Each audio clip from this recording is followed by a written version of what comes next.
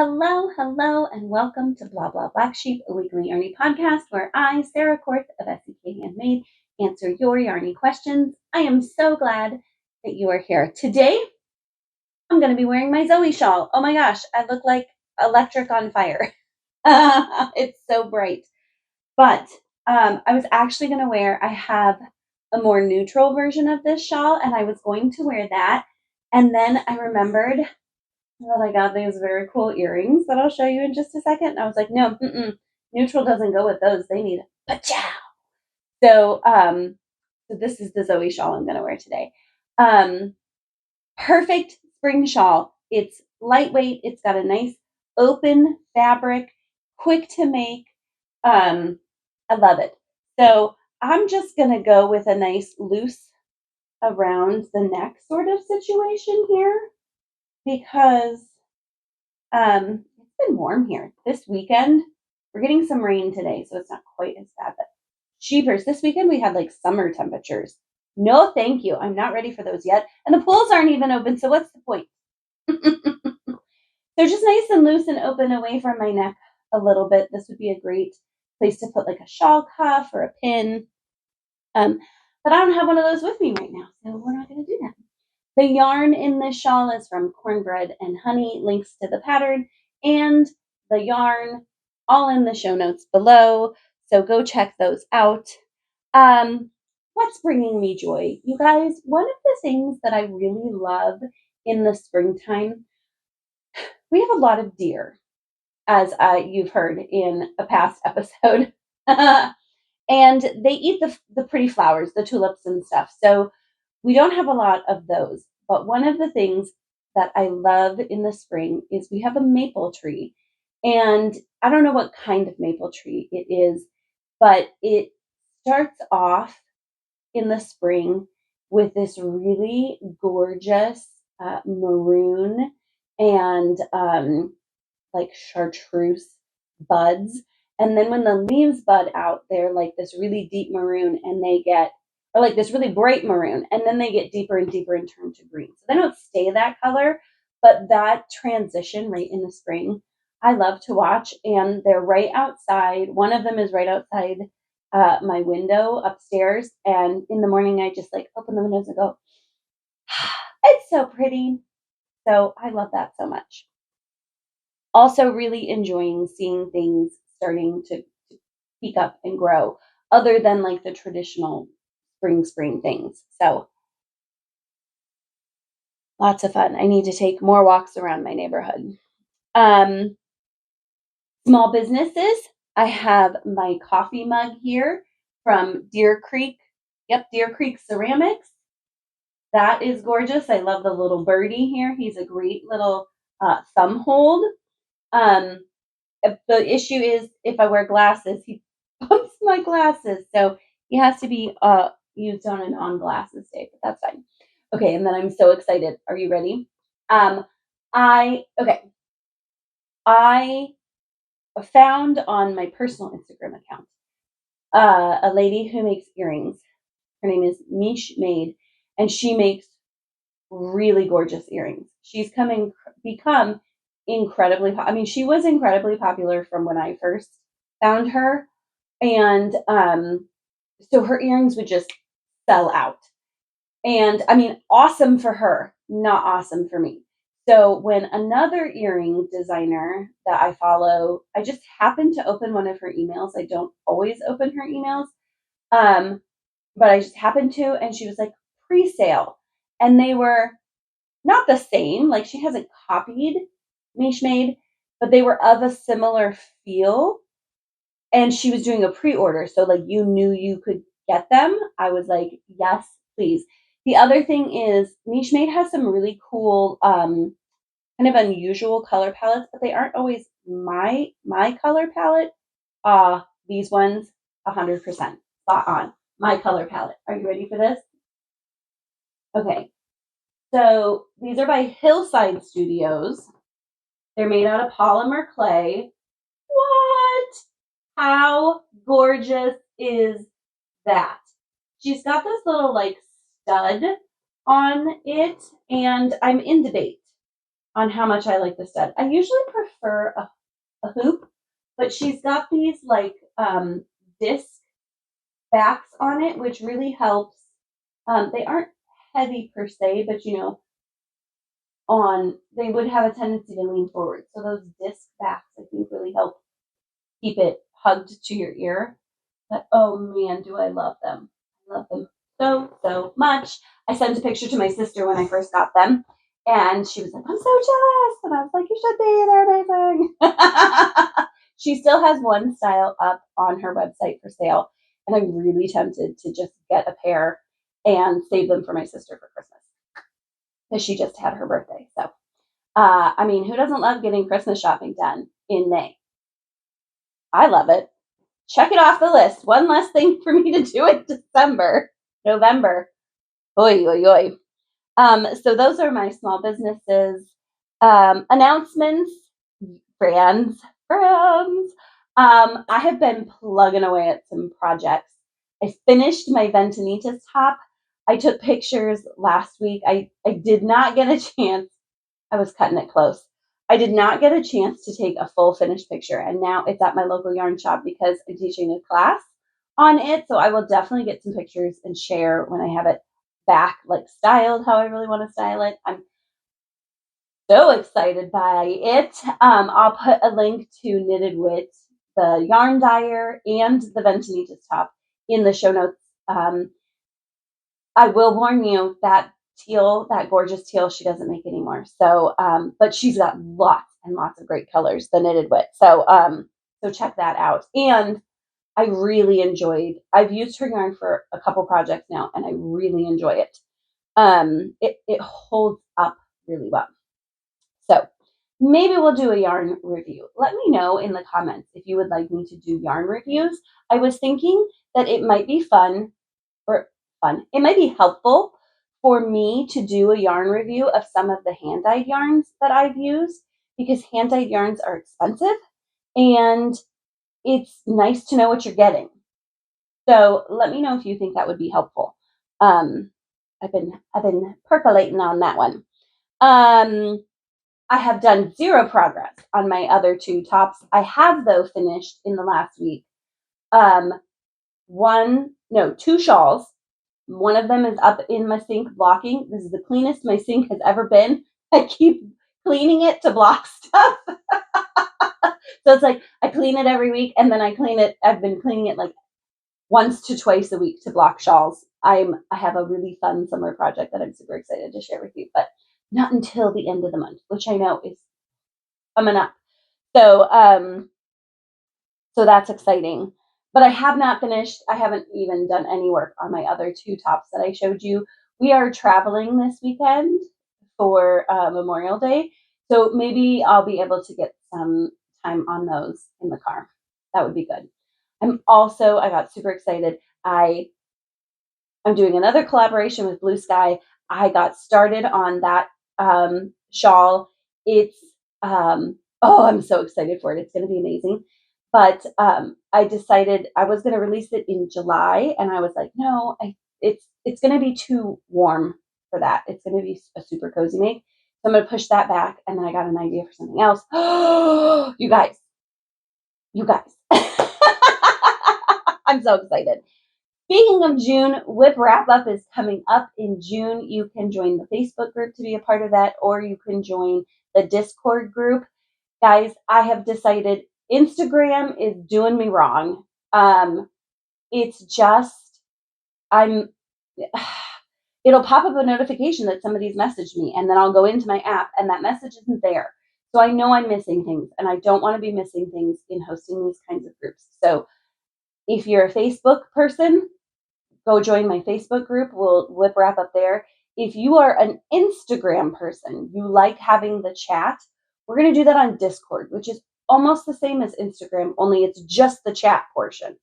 It's super simple. It's a private group. It's a lot of the people who have, what I noticed was a lot of the people who normally participated in those groups have moved over there. So my Instagram chat on the last one was very small, and it was just easier to be. Discord was better at keeping me informed than Instagram. I've put my email address. If you want to join Discord, shoot me an email and just say, I'd like to join Discord. I will give you a private link to join straight to the group. So it's free. I know it's another app, but it's free. And we continue talking there. We're not gonna like do an event and stop and do an event and stop. We're gonna have little breakouts for the events, but then there's always a continuous chat. And I tend to use that group. I'm gonna use it even more to like sneak peeky things that I'm really excited about because I gotta tell somebody. So that's the announcements. Let's do some questions. Friends, if you're like, you're really rolling here, I'm trying to roll a little faster. I realize that not everybody has a whole hour to listen. And so I'm trying to just be a little more concise maybe. And yeah, let me know if that's something you enjoy. If you're like, yes, shorter episodes, especially in the summer, would be a little better. I do try to make these kid friendly. So like if you're listening and your kids are in the room, I try not to be inappropriate because I appreciate that because my kids are snoops. They're always listening. So if you have a question, I would love to talk. I'm kind of, for the summer, at least kind of theming my months. And next month's theme is going to be Have Yarn, Will Travel. And so I would love it if you have questions about traveling with yarn, whether it's taking projects with you in the car, planning a great vacation project, even like summer projects, like when you're on the go with your kids, questions about that, questions about flying with yarn, questions about purchasing yarn when you're traveling. I would love to know those questions. And that's kind of going to be like our little theme for next month. If you have another question, don't not ask that. Go ahead and ask that. I may do like one travel question, one non-travel question. Or if nobody has questions, I may not do any travel questions. So, oh, excuse me. I'd love to know what you'd like to talk about. Easy, quick, and simple link in the description below to ask your questions. So let's get to it. Question number 1. I just finished a project and it looks like I have enough yarn to make another one. How can I know if I have enough? That's a great question. So I can think of 2 ways to know if you have enough. Oh, okay, 3 ways. So the first way is just try. See if you do. If you run out of yarn, I don't know how big this project is, and I don't know if you mean like I got a skein of yarn and I made something and it looks like I should be able to make another one out of this skein of yarn, or if you're like I made a scarf and I bought 5 skeins of yarn and it only took like 2.5. But you could just dive in and try. You might run out of yarn, so that might be dependent on A, can you get more of that yarn? And B, do you want to get more of that yarn? Or like you thinking, I'll make another one and give it to a friend because then I'll have used all of this yarn. If that's the case, buying another skein really defeats the purpose. So suggestion number 2 is look at the pattern. So the pattern should say how much yarn they expect you to use. Now, I don't know how you're going to know this, but a lot of designers kind of pad that a little bit because we don't want you to run out of yarn. And if you do a swatch and you don't want to use the yarn that you put in the swatch for the project, we try to give a little bit of a buffer there. So the estimate of how much yarn you needed in the pattern may not be 100% accurate to what you used. Also, gauge, adjustments, all of those things make a difference. But you could look and let's say you have a skein of yarn and it has 210 yards in it. And the project says you should need 100 yards of that. Then in theory, you should have 110 yards left, which means you should have enough to make another one of those. However, if you want to be super accurate, like you want to know, if you're like me and you want to know, here's what you need to do. It's math, and I am sorry for that. But I can do it, so you can do it. You also need a tool for this. So what you need is a scale. This can be, it can't be, We're getting too specific. It can't be the scale you use to weigh yourself. It needs to be a kitchen scale or it needs to be a postage scale. Um, and I don't know, I'm a designer. Maybe this is weird. I find it incredibly helpful to have this scale. I have two scales because I'm a professional yarn crafter. I have my yarn scale and I have my food scale. I use my food scale for baking bread, but you could use, as somebody who maybe doesn't need two scales and hasn't even thought about buying one, you could buy one and use it in your kitchen and in crafting. Just okay.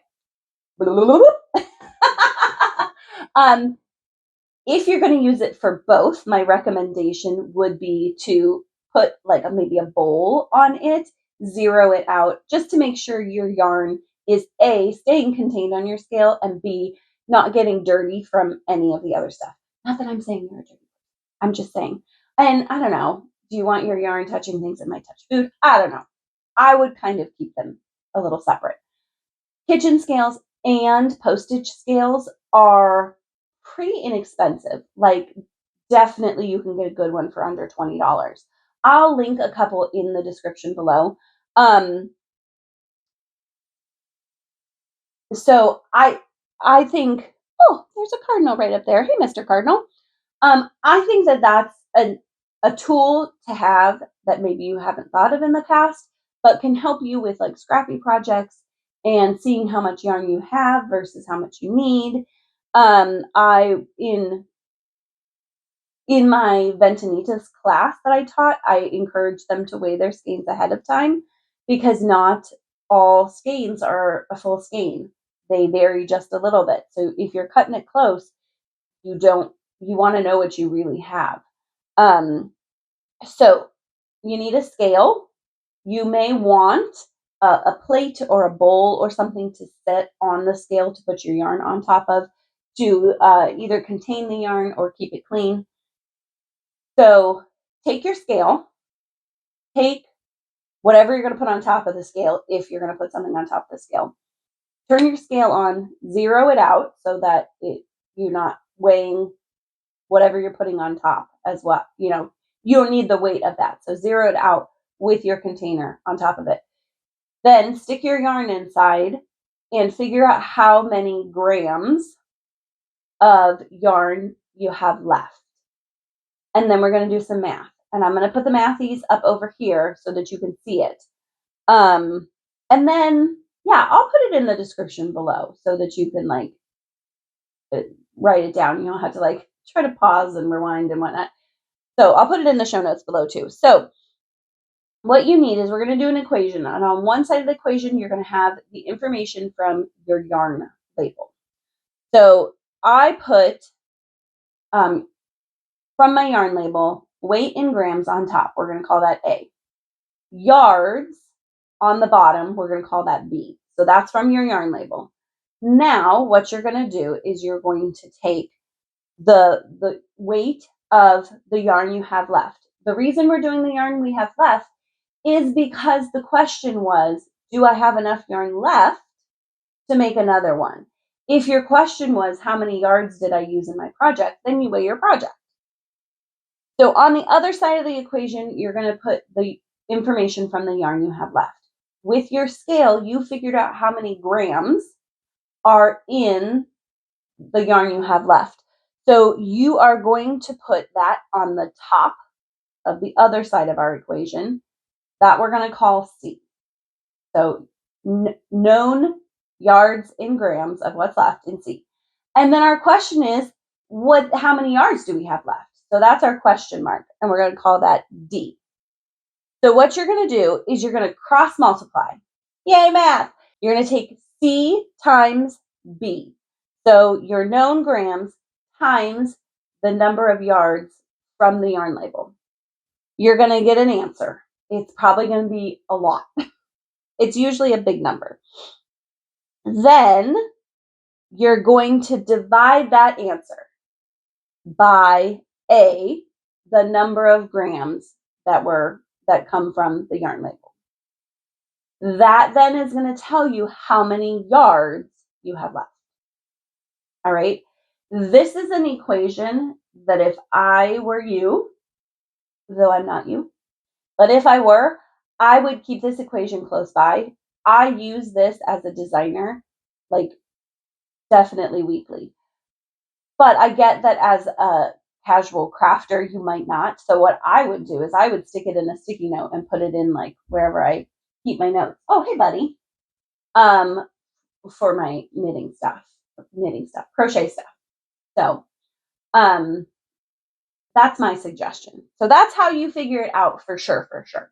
Like I said, depending on your situation, you may not need to know for sure, for sure. And that's okay too. So either dive in or do a guesstimate from how much you should have used based on the patterns information. There you go. All right. Question number 2.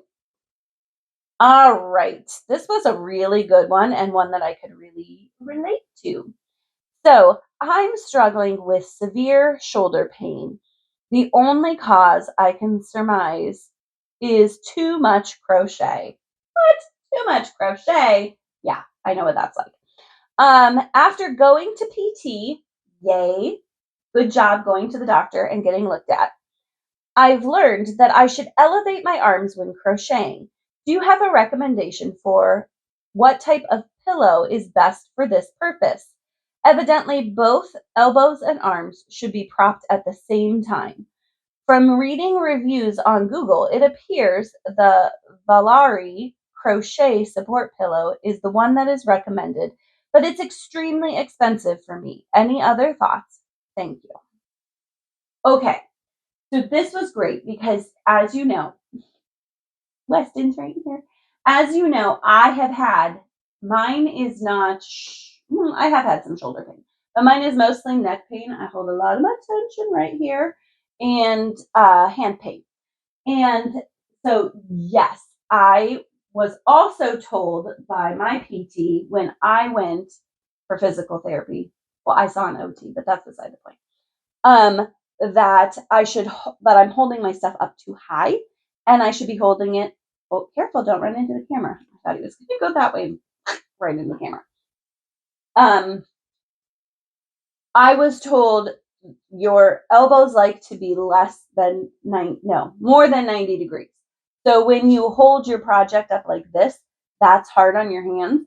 And so holding it lower is really good for you. I can see how then so I try, for me, it's like, no, no. I could see how this would be incredibly helpful for me because it would be a touch point to know I'm not going to lift it up to me. I'm going to set it on the pillow. So first, I want to talk to you a little bit about the pillow they looked into. I concur that this looks like a really nice pillow. I do not own this pillow, though I am considering it strongly. Um, so first of all, I have to say, and I get that this is a little petty, maybe, but I love that they say that it's for gaming, reading, and crochet. Nary a mention of knitting. And I'm a knitter. But it's like everything starts with knitters. And that's like a little pet peeve of mine. That like, oh, I really want to be inclusive, but all of my language I use is going to say knitters this, knitters that, knitters this.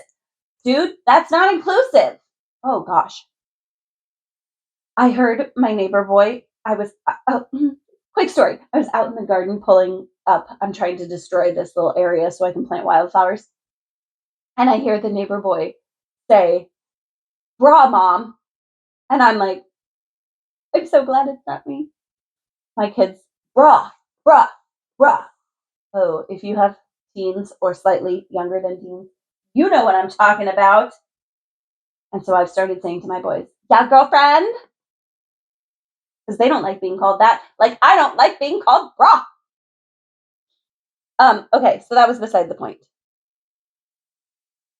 Oh, so so dude. So I thought it was very interesting that this company was focusing on crocheters and not knitters.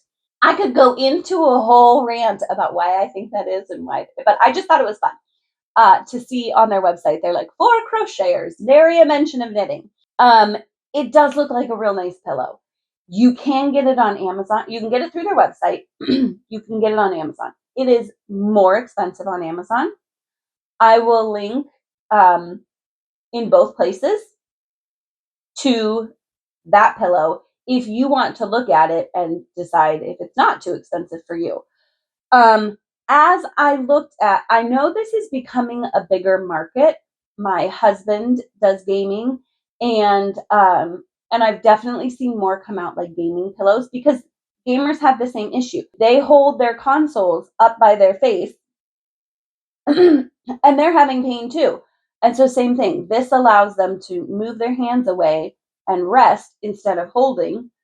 They can relax onto the pillow and play. So I then did a quick search for gaming pillows to see if maybe this was like bougie, top of the line, cream of the crop. And that's why it was the price point that it was. I will say I did not think that this price point was outrageous, but I can see how it would be expensive. So I looked at gaming pillows. There was a variety of styles of gaming pillows, but they were about the same price. If you're going to order on Amazon, they were less expensive. But if you're going to order off of Volari's website, they were about the same. So I tried to find a gaming pillow that was different, just so that you could look at a couple styles. I'm trying to think of what the price was. It was maybe a little cheaper, but like maybe like $10 cheaper. So not like significantly less expensive. I will say the number one complaint. So the other gaming pillow that I kind of saw is almost like a lap desk, but it's a pillow. And the people's biggest complaint about those, as I read through reviews, was that they were up too high. And so they ended up with neck and shoulder pain from it being up so high. And I'm like, I'm a petite-ish person, petite adjacent person. And so having it up too high would be a real problem for me. So I found one that was adjustable height. Watch the video. It's an adjustable height. And so I thought that one would maybe work. The other issue I had, at least on Amazon, I didn't do a bunch of Google review searching. The other issue was there weren't a lot of them that had a lot of reviews, and the ones that had a lot of reviews, they weren't all that great. So that gaming pillow is there. But immediately when I looked at that pillow, the thing that popped into my mind was nursing pillow. It looks almost exactly the same as a nursing pillow. The reason that these are done this way is, like the question asker said, your elbows and your arms need to be at the same height. So you need something that wraps around your body and can rest your elbows as well as your hands on. If you lay a pillow in your lap, you've got your hands supported and your forearms supported, but not your elbows. So the shape of it wrapping around you is important. The thing is, a nursing pillow does that. So I again searched the Amazons because it's been a long time since I have nursed. My youngest is almost 10, you guys. I just noticed that. Like, I'm almost out of children in single digits, which is crazy town to me. So it's been a long time since I've looked at nursing pillows. So I was like, I don't know what they cost anymore. So I looked. You can find a nursing pillow for significantly less than a gaming pillow or the Volari pillow. I will say the thing that I like about the Volari pillow, and the nursing pillow would be similar, is that because it's a pillow and not like a lap desk situation, it will adjust to your height. You put it around the height that you want, and then somebody who's 6'5" and somebody who's 5 feet can both use the same pillow. So technically my husband and I could share this, except for the fact that we watch TV and he games and I crochet. we kind of need to, or none, whatever. So I'm linking to the only nursing pillow I can speak to is I had a boppy when I was nursing my kids. I thought that was a really great pillow. I used the same one for both kids. They've got covers you can buy for them so that you can wash it, which is probably not a bad idea. Um, and and so I think that's a good maybe alternative. They were really supportive and firm, and like I used it through both kids, and they didn't get like, you can go cheap, but you're cheaping out on quality, was my experience with the nursing pillows. So I found the boppy to be very high quality. Now, if you are like, the boppy is still out of my price range, I'm going to tell you to do something weird, but it's okay. Be the weirdo. What I want you to do is I want you to get on Facebook Marketplace and I want you to search for nursing pillow. And my guess is, I did not do a search myself, but my guess is there are lots of nursing pillows for sale on Facebook Marketplace. If you can't find them on Marketplace, look for Facebook groups in your area that sell baby items. My guess is it would not take you too long to find one for sale on there. It's used. You need to think about like, what do you want for quality? What do you want for how nice? There's wide variety of like, people are selling barely used things on there. People are selling very heavily used things. So think about that. But that could be a great way to get a very inexpensive, essentially the same thing, to see if it helps. The other thing is, if you don't know if it's going to help, I get why you don't want to spend a ton of money on it. So you could find a really expensive nursing pillow. And if you're like, oh, yes, this is really helping me, then maybe investing in the fancy schmancy pillow, like ask for it for Christmas or birthday, or save up some money to get it, put $5 away every month for a little while until you've got enough to purchase it. The other way that you could buy a nursing pillow is, I haven't checked into it by me, but when we lived in Ohio, there were a couple baby resale places. So I don't know if those exist anymore, but you could certainly look and go in and purchase there. Now, if you're like, I think that's uncomfortable and weird because I don't really need a nursing pillow, you can pretend like you're buying it for a friend. So I say it's worth giving it a go to take care of your body so that you can continue to do the craft you love. And so there you go. I hope those suggestions help. Links to all the things I looked at in the show notes below. So if you just want to check out those things and the things I've already researched, there you go. I hope you found that helpful. Leave a question for me. If you have a suggestion, throw it in the comments below. I'd love to know what you think and what your experiences have been. If anybody has the fancy schmancy pillow, I'd love to know. Let us all know. And thank you so much for joining me this week. We'll be back here next week. Have a great week and happy crafting.